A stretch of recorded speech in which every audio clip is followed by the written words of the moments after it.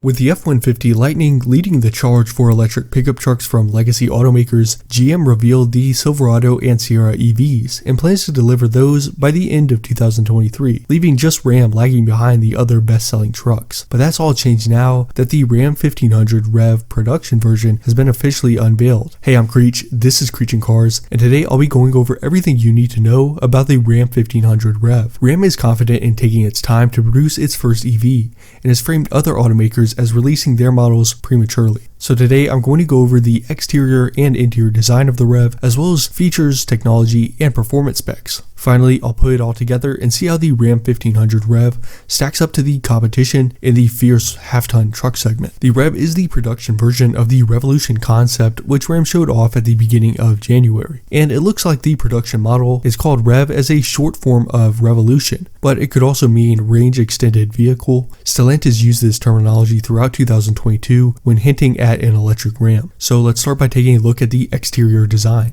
I think at first glance it's noticeable that Ram chose a design philosophy that's similar to the F-150 Lightning, as the REV looks pretty similar to the normal Ram, and the front and rear lights are the main giveaway that you're looking at an electric one. This is opposed to GM's path of giving designers a little more freedom to make the truck more aerodynamic and accepting it as a different vehicle from the standard Silverado. The front end features lighting that is similar to the concept, and I like how even though the running lights are extended, there isn't a full light bar. The light draws your eyes to the bold Ram script that is backlit as well, and I think it looks great and gives the Ram more presence than the F-150 or Silverado. Below the lights, we are treated to a nice looking grille design. I love grills on electric cars, and I wish on the Ram it would come up a little higher, but it still looks much better than what the competition has to offer. The side profile is pretty much the same as the standard Ram, except for the charge port of course, and there are more aerodynamic wheels. The rear end features a light design similar to the front, where there is a partial light bar that leads to a large Ram badge,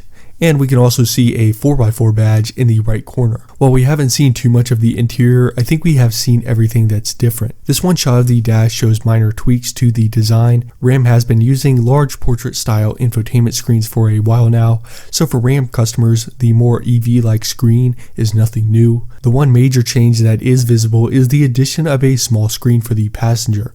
This is a feature that's gaining traction amongst all cars, and it would just allow the passengers to see basic information like music and navigation, as well as control the passenger climate zone. There are still plenty of physical buttons, which I like. However, I would prefer dials for the temperature controls. With a lot of the design of the standard model carrying over, I think we can assume that the features by trim level will remain largely unchanged. However, there will be a few storage advantages for the REV. Of course, without an engine, Ram has the ability to offer a front trunk. I know data has come out recently that shows that most people don't use Frunks, so the size and usability of them doesn't really matter, but I think there is an exception to this for trucks. As someone who drives a single cab truck, I would love to have a Frunk where I could store smaller items and things I need to keep dry. A Frunk would be an incredible feature for a regular cab truck and maybe even extended cab trucks, but if the REV is only offered as a crew cab, then the Frunk wouldn't be very useful unless you're the type of person who uses the back seats to haul people around all the time. The Revolution concept featured a pass-through from the cabin to the Frunk, so there is a possibility that will make it to the production version as well. Also in the area of storage,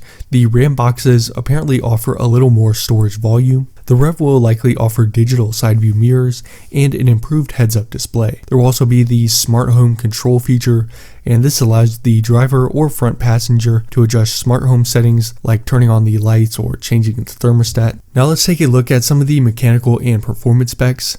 Ram hasn't released that many specific figures yet, but it has stated that the REV would lead the half-ton segment in, quote, areas customers care about the most. Even though the REV looks very similar to the standard Ram, it will be built on a new platform that is designed to provide the space needed for large batteries. And class-leading range would certainly be the goal. Ram has claimed up to 500 miles of range, but I think a more realistic number is somewhere around 400. With a 350 kilowatt-hour charger, Ram also claims that the REV will be able to get to 100 miles of range in about 10 minutes. The REV would also need to be able to tow more than 10,000 pounds to best the Lightning. For a horsepower horsepower and torque reference point, the Lightning offers up to 580 horsepower and 775 pound-feet of torque, and if the Ram is higher, I don't think it would be by a significant margin. The REV will offer 1 or 2 motors.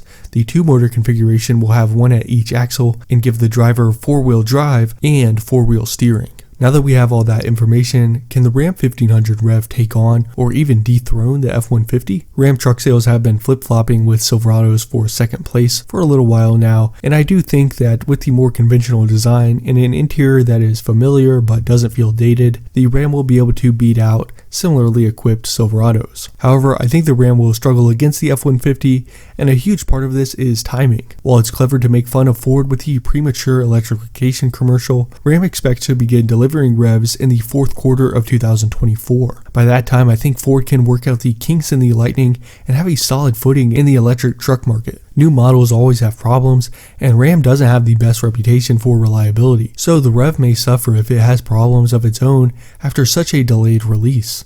Furthermore, while I think it's a good thing that the REV doesn't try to be really futuristic, it becomes much harder to take it serious as the Revolution, when we have to wait 2 more years for Stellantis to put a battery and motor inside of a truck that already exists. With pricing and other specific numbers unknown, I'm not sure if Ram will be able to make a value proposition against the Lightning, and even though I don't think the REV will come close to outselling the Lightning, I think it has enough to compete with, and at the very least maintain Ram's current market share in the segment. Starting after the Super Bowl commercial, Ram began taking $100 reservations for the REV, and just 5 days later, they have reached capacity and are no longer taking reservations. Although the exact number of reservations isn't known, this is a good start for Ram, and I think the truck will be popular among those who already own a Ram and are ready to make the switch. So there's everything you need to know about the Ram 1500 REV, Ram's first electric pickup truck. I hope you enjoyed this video. On this channel, I talk about car news, culture, and history, so if you like content like that, check out the other videos on the channel and subscribe so you don't miss future videos. Thanks for watching. I'll see you next time.